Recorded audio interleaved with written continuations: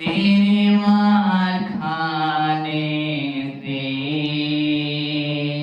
यीशु मुझको शिफा मिला है। तेरे खून बहाने से मिली मुझको रिहाई है। तूने वादा अपना पूरा कर दिया है। तूने पाक रूह से भर दिया है। तूने वादा अपना पूरा कर दिया है। तूने पाक रूह से भर दिया है। तूने वादा अपना पूरा कर दिया है। तूने पाक रूह से भर दिया है। तूने मेरे कदमों को आसमानी राह दिखाई है। तूने मेरे कदमों को आसमानी राह दिखाई है। तेरे मार खाने से यीशु मैंने दीपा पाई है। तेरे खून बहाने से मिली मुझको रिहाई है। मैं हरदम यीशु जी तेरी हमदो सना गाऊं। मैं हरदम यीशु जी तेरी हमदो सना गाऊं।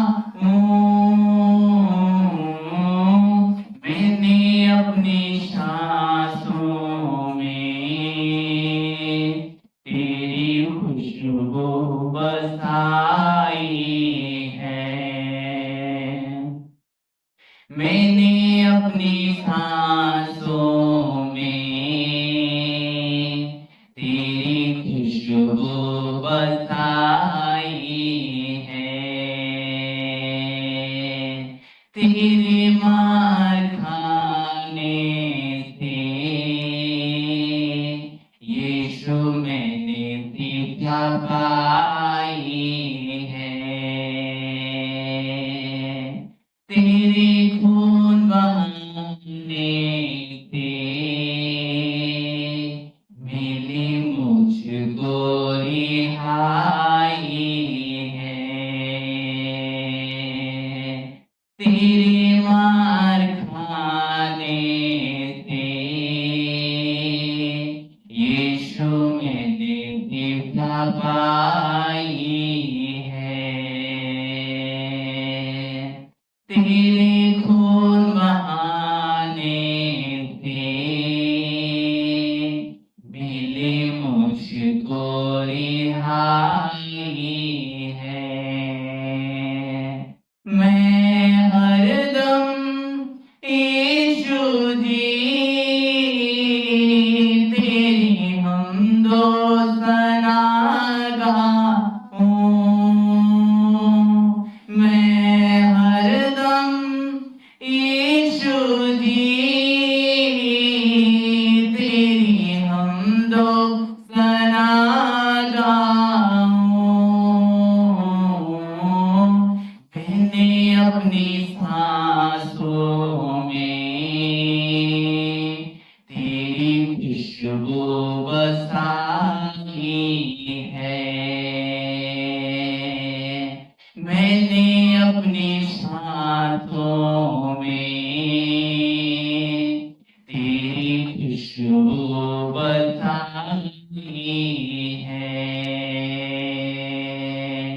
तेरे मार खाने थे, यीशु मैंने दीपा पाई है। तेरे खून बहाने से मिली मुझको रिहाई है।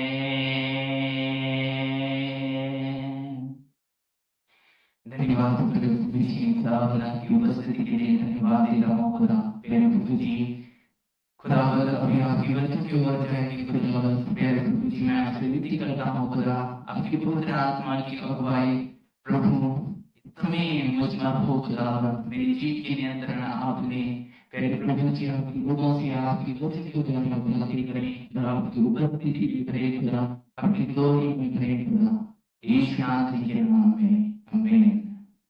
हालेलुया। बैठ जाएंगे। अभी हम वचन की ओर जाएंगे और आज के वचन के लिए हम देखेंगे यूसुफ चैप्टर 1 और वर्स 7 और वर्स 8। इतना हो कि तू ब्याह बांधकर और बहुत रूढ़ हो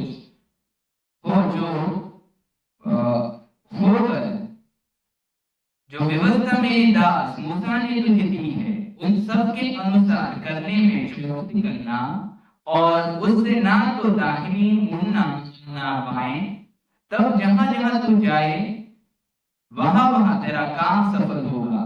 व्यवस्था की यह पुस्तक तेरी चित्त से कभी ना उतरने पाए, इसी में दिन रात ध्यान दे रहना, इसलिए कि जो कुछ उसमें लिखा है उसके अनुसार करने की तू चौकसी करे, क्योंकि ऐसा ही करने से तेरे सब होंगे और तू प्रभावशाली होगा। हालेलुया।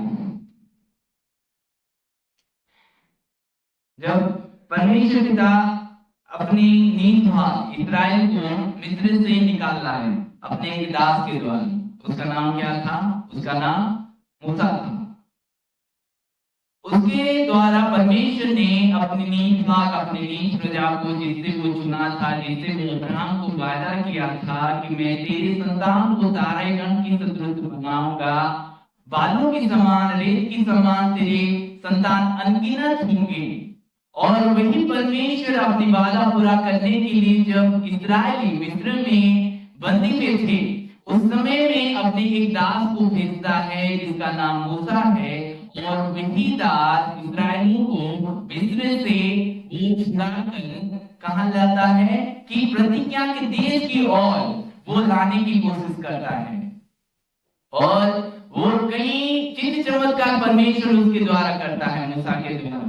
और फारो जो इस्राएल के राजा था, वो उसके हृदय को कई बार कठिन करता है, क्योंकि परमेश्वर चाहता था कि वो चिन्ह चमत्कार फारो देखे और फारो ये सोचे कि सर्वशक्तिमान परमेश्वर एक ही है और वही इस्राएल का परमेश्वर है, जो बंदी थे उसके देश में वही परमेश्वर है। और कई बार फारो अपनी जो गुणगान करते हैं, जो लोग उसके दल में थे, कई बार जब मूसा कई चीज चमत्कार करता था, कई लोगों को बुला लाता था और उनके द्वारा वो करता था। लेकिन सर्वशक्तिमान परमेश्वर मूसा के साथ था और अपने लोगों के साथ था, और जो प्रतिज्ञा किसके किया था? अब्राहम को किया था कि मैं तेरी संतान को तारागण की तरह बनाऊंगा, रेत की समान बनाऊंगा। उनको वो क्या किया? उनको वो जब मिस्र में बंदी होकर चली गई, मिस्र में जब यीशु गया, उसके सामने परमेश्वर ने उसके वंश को बहुत बढ़ाया, और जब इस्राएली परमेश्वर से मुकर गए और वहां पर भी बंदी के समान रहने लगे, वहां पर वे बंदी के समान रहने लगे। कई विपत्ति उनके सामने आई, कहीं वो उनको कष्ट देते थे, उनको पीड़ा देते थे। और नए नियम में मिस्र किसको दर्शाता है? पाप को दर्शाता है। कई बार हमारे जीवन पर पाप इतना हो जाता है कि हम कहीं रोग से, कहीं फाइनेंशियल प्रॉब्लम से, कहीं ऐसे दौर से गुजरते हैं कि हम कभी सोच नहीं सकते। और कई दफा हमें बीमारी, बहुत भयंकर बीमारी हमारे जीवन में बनाती है, और कहीं कहीं दुर्घटना होता है, कई बार आप जाओगे एक्सीडेंट हो जाएगा, कई बार आप जाओगे कुछ काम सफल नहीं होगा। क्यों ऐसा होता है? पता है कि आप अभी पाप के दासत्व में हैं। जैसे कि मिस्र में वे लोग बंदी थे, मिस्र के लोग उनको सताते थे, मिस्र के लोग उनको कोड़े मारते थे, और वे लोग परमेश्वर को दोहाई दिए, चिल्ला चिल्ला कर दोहाई दिए, और वही परमेश्वर अपने एक दास को भेजता है जिसका नाम मूसा है, और वही उनको मिस्र से छुड़ाता है। लेकिन मूसा उनको प्रतिज्ञा के देश तक पहुंचा नहीं पाया।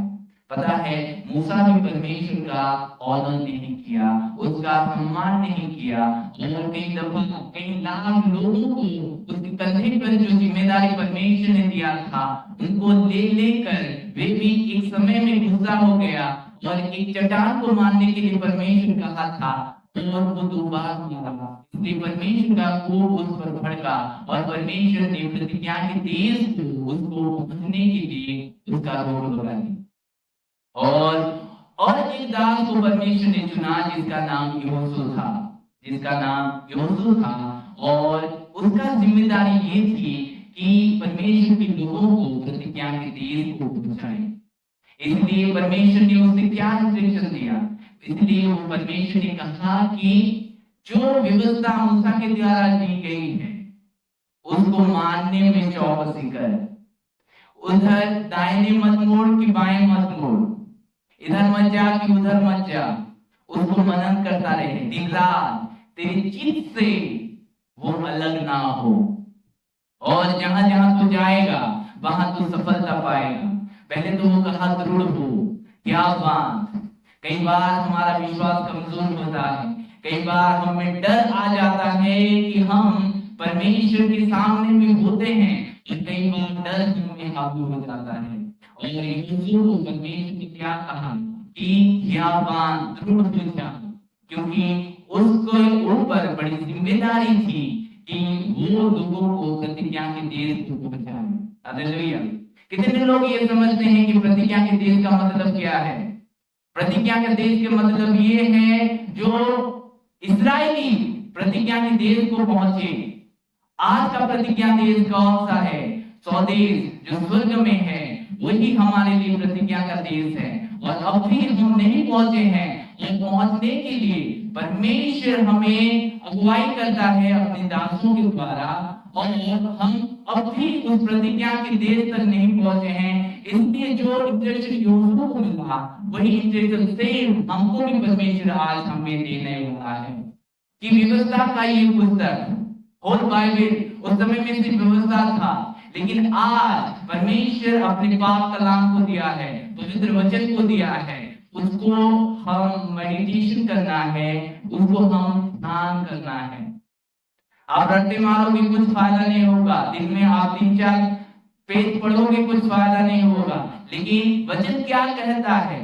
वचन ये कहता है कि आप वचन को अपने चित्त में रखो और उसको ध्यान करो, और जो कुछ भी आप करोगे वो उसमें आप सफल पाओगे, उसमें आपका सफलता होगा। जो कुछ, चाहे आप बिजनेस करें, चाहे आप ऐसे काम करें, चाहे आप मिनिस्ट्री करें, जो जो एरिया में आप जाएं, स्टडी हो, जो एरिया में हो आप, वहां पर आप सफल पाएंगे। सफलता आपकी कदमों को चूमेगी। परमेश्वर अपने वचन को अपने से भी ऊपर किया है, उस वचन को ध्यान रखना है। कई लोग तो ऐसे होते हैं कि वे एक परंपरा की तरह, जब संडे होता है तो बाइबल को खोलेंगे, नहीं तो नहीं, और कई लोग तो खोलते ही नहीं है, और कई लोगों को तो पता ही नहीं है कि परमेश्वर का वचन कितना जरूरी है उनके जीवन के लिए। ये जीवन है, परमेश्वर के वचन के बिना आप एक मुर्दे की तरह हैं। आप चलेंगे, आप फिरेंगे, आप हंसेंगे, कूदेंगे, आप संसार के तौर एंजॉयमेंट करेंगे, लेकिन आप अंदर में मरे हुए हैं। पता है आपको? आप अंदर में मरे हुए हैं, आप जीवित नहीं है, क्योंकि आप में वचन ही नहीं है। और अगर आप में वचन होता तो आप उसके जीवन की तरह चलते, उसकी तरह दिखते, उसकी तरह आपका बोलने के तरीका होता, सोचने की तरीका होता, क्योंकि आप में वचन की कमी है। परमेश्वर ने क्या सिखाया, प्रभु यीशु मसीह ने अपने चेलों को क्या सिखाया? जब वो कहने लगे, हे प्रभु जी हमें भी प्रार्थना सिखा, तो वो कहा कि परमेश्वर से ये प्रार्थना करो कि दिन भर की रोटी तुम्हें तैयार करे।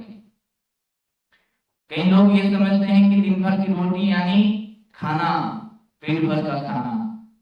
अच्छी बात है, खाओ, लेकिन आत्मिक तौर से आप क्या वचन खाते हो? तो आपका जीवन, अगर आप वचन नहीं खाओगे, एक बच्चा अगर वो दूध नहीं पिएगा और धीरे धीरे कैसे बढ़ेगा वो? और आत्मिक तौर से अगर आप वचन नहीं खाओगे तो आप मरे हुए हैं, आप में कोई जीवन नहीं है, आप जीकर कुछ फायदा नहीं है। आप ऐसे चलते हैं संसार की तौर से, चलेंगे फिरेंगे, बच्चा पैदा करेंगे और उसके बाद क्या होगा? मर जाएंगे, अब कुछ काम नहीं है आपको, क्योंकि आप में वचन ही नहीं है। प्रतिज्ञा के देश को अगर पहुंचना है, ध्यान से सुने मेरी बात को, आपको वचन को खाना पड़ेगा, वचन को मेडिटेशन करना पड़ेगा, वचन को ध्यान रखना पड़ेगा। कई दफा हमारे मन में, हमारे दिमाग इतना टेंशन लेता है, इतना भारी बोझ लेता है, क्या हम उस वक्त हमें परमेश्वर की वचन याद आता है कि परमेश्वर ने कहा है कि कुछ चिंता मत कर। अगर आप में वचन होगा तो आप उस सिचुएशन को हैंडल कर पाओगे, आप बकबक नहीं करोगे। हालेलुया। कई दफा हम सिचुएशन को हैंडल नहीं कर पाते, आउट ऑफ कंट्रोल हो जाता है हमारा दिमाग, हमारा शरीर, हमारा वक्त, सब कुछ हाथ में नहीं रहता। इसलिए होता है कि हम वचन की कमी के कारण हमें परमेश्वर की ताकत नहीं रहती। अगर आप जितना खाओगे उतना आपको ताकत मिलेगा। हालेलुया।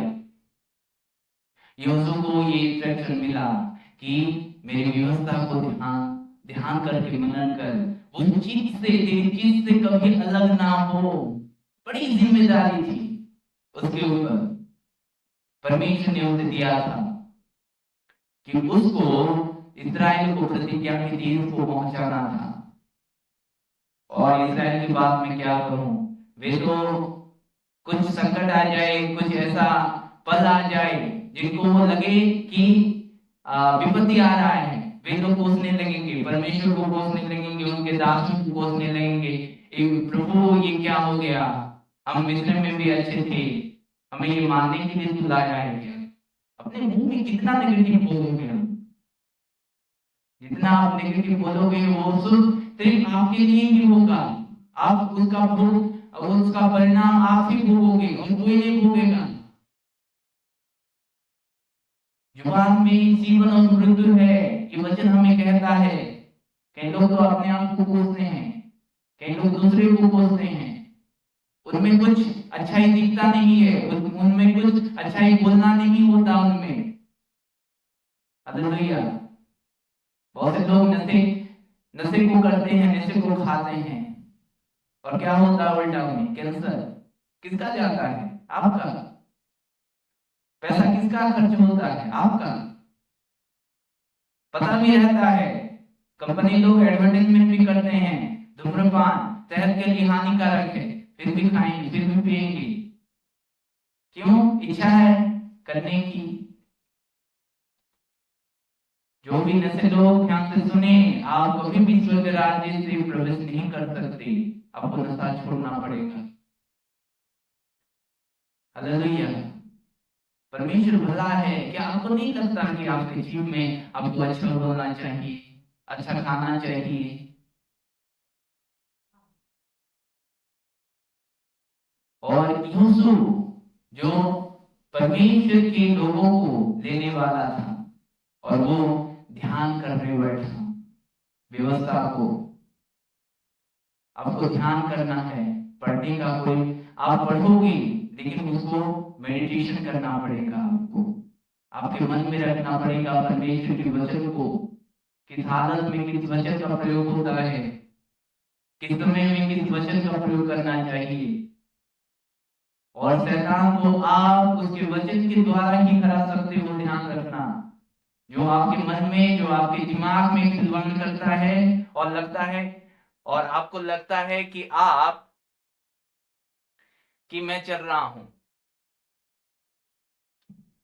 हालेलुया।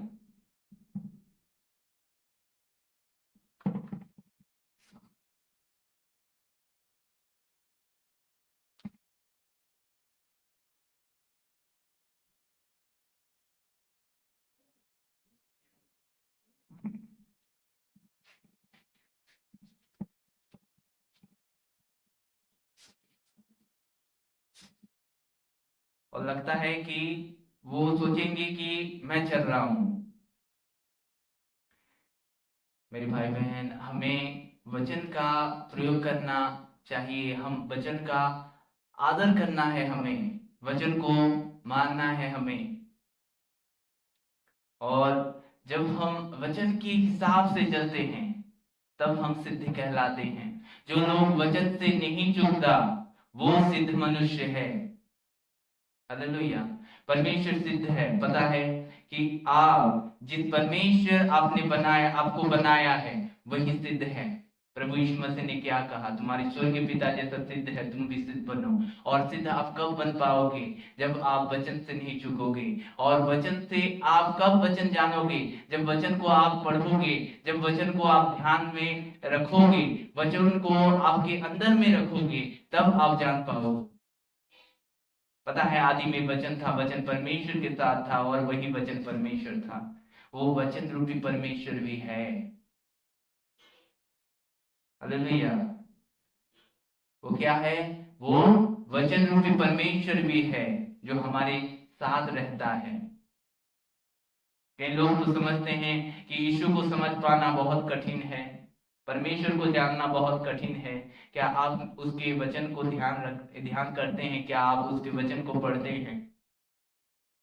एक स्टडी के बच्चे को आप पूछोगे, जो अध्ययन करता है, एक टॉपर को आप पूछोगे कि अगर वो किस सब्जेक्ट में अगर टॉपर करता है, टॉप करता है, वो उस सब्जेक्ट को अच्छी तरह से जानता है। उसके लिए वो सब्जेक्ट एक फैशन की तरह होता है। हालेलुया। इसलिए वो जानता है। आपको एक जुनून होना चाहिए, उसके वचन के प्रति लगाव होना चाहिए। और प्रतिज्ञा के देश को पहुंचने के लिए आपको वचन के अलावा क्या करना है? उस वचन में चलना है। उस वचन की ओर आपको आपके कदम को बढ़ाना है। हालेलुया। और वचन में आपको स्थिर रहना है। हमें प्रतिज्ञा के देश तक पहुंचना है। इस जीवन 80-90 वर्ष तक है, लेकिन अनंत जीवन जो हमें परमेश्वर दिया है, उस जीवन को पहुंचने के लिए हमें उस वचन को खाना पड़ेगा, उस वचन के हिसाब से चलना पड़ेगा। हालेलुया। और परमेश्वर अपने दासों के द्वारा अपने लोगों की अगुवाई करता है। कई लोग ये नहीं समझते हैं, प्रभु के लोग ये नहीं समझते हैं। हालेलुया। वे लोग आना नहीं चाहते, वे लोग जुड़ना नहीं चाहते। किसका जाता है? आपका ही जाता है, और किसी का कुछ नहीं जाएगा। हालेलुया।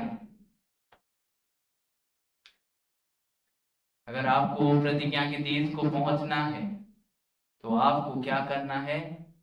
वचन को ध्यान करना है, वचन को मनन करना है, प्रार्थना का जीवन बिताना है।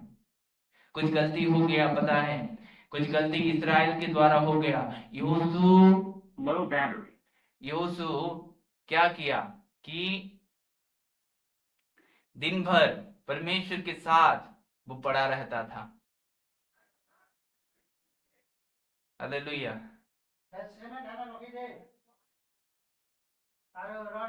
प्रभु इस वचन के द्वारा आप सबों को आशीष करे। आइए हम अभी प्रार्थना की ओर जाएंगे।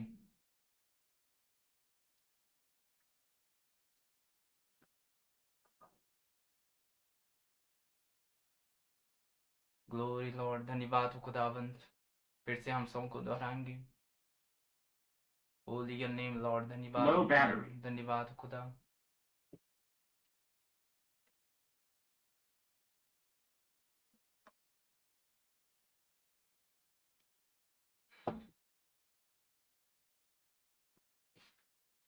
Holi your name Lord. धन्यवाद हो स्वामी, धन्यवाद हो राजा।